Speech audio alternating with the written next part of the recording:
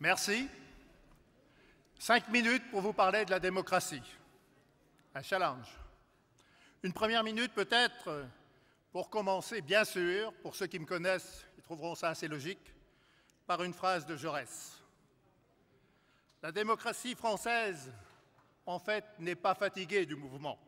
Elle est fatiguée de l'incohérence et de la puissance des gouvernants.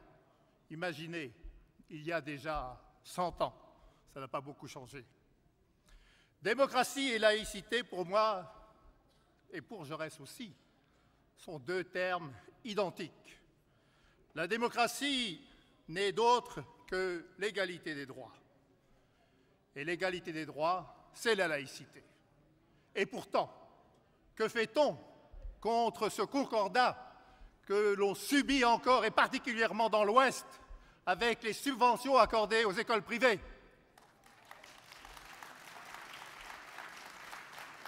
La laïcité, c'est un principe de vie qui doit d'ailleurs se manifester dans toutes les institutions.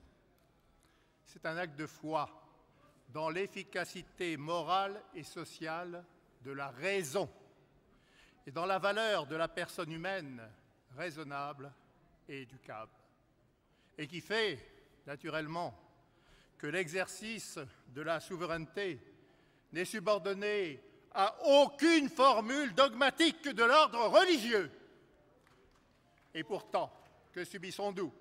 Un déplacement du Premier ministre Valls à Rome, ni non plus d'ailleurs subordonné à la pensée unique, celle du dogme libéral.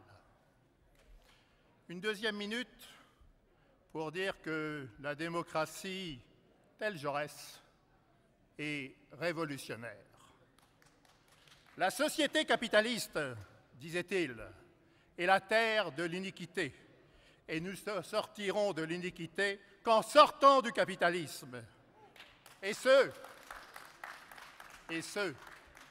par la voie d'élections à la proportionnelle généralisée.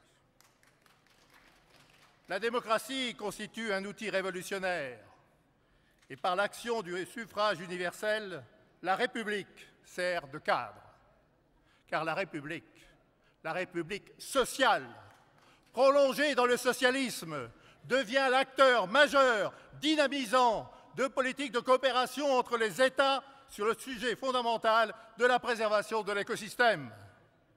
Cet écosystème où chaque être humain s'implique dans son quotidien, en symbiose avec la nature, en conscience, pour être acteur, mais acteur d'une solidarité active. La démocratie n'a pas de sens s'il n'y a pas de citoyens. Dans une démocratie libre, s'adressant aux enseignants, au rôle qu'ils devaient jouer, Jaurès disait « Les enfants devenus hommes doivent savoir quelle est la racine de toutes nos misères. L'égoïsme aux formes multiples. Quel est le principe de notre grandeur? La fierté unie à la tendresse. Il faut leur montrer la grandeur de la pensée et de l'action. Oui, vous l'avez compris, je me réclame de Jean Jaurès. Nous nous réclamons à République et socialisme de Jean Jaurès. Oh, non pas à l'identique de tant d'autres, de Sarkozy à Le Pen, qui transforme sa pensée en auberge espagnole, justifiant d'ailleurs par là même les confusions idéologiques du présent. Non.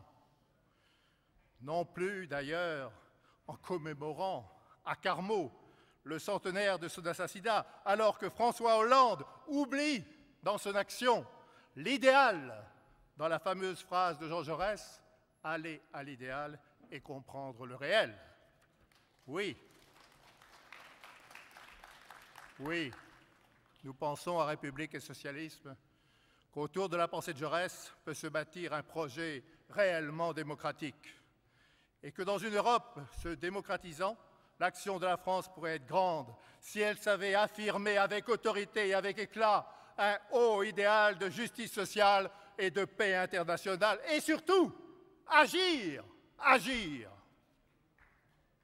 Nous sommes présents ce soir car nous sommes du Front de gauche. Nous sommes présents au sein du Front de gauche depuis sa création. Sans doute sommes-nous le plus petit parti parmi les 6 grands, les 6 présents, mais dans le combat pour la rupture avec le capitalisme, pour une autre Europe, notre légitimité d'être ici, avec vous, n'est plus à démontrer. Notre première rupture fut la guerre du Golfe, en 1991. Oui, plus de 20 ans déjà. Nous étions à l'Assemblée nationale 43 députés, 43, à voter contre l'engagement de la France. Tous nos camarades communistes, sans exception, et puis une poignée d'égarés du Parti socialiste. J'en étais, Jean-Luc Mélenchon aussi. Mais l'histoire nous a donné raison. Depuis, mon combat et celui de mes amis a toujours été cohérent avec cette rupture. Nous avons combattu Maastricht. Je n'ai pas voté Maastricht à l'Assemblée nationale. Nous faisions partie de ce non du peuple français souverain au traité constitutionnel européen, bafoué par l'UMP et le PS. Nous avons refusé le traité de Lisbonne et nous militons encore aujourd'hui contre le grand marché transatlantique.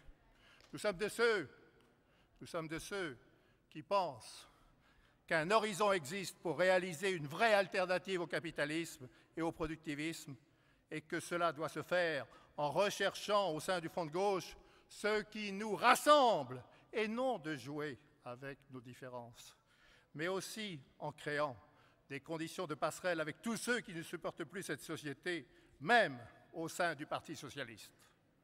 L'occasion nous est donnée aujourd'hui de lancer cette dynamique portée particulièrement par ce bel exemple de Syriza en Grèce.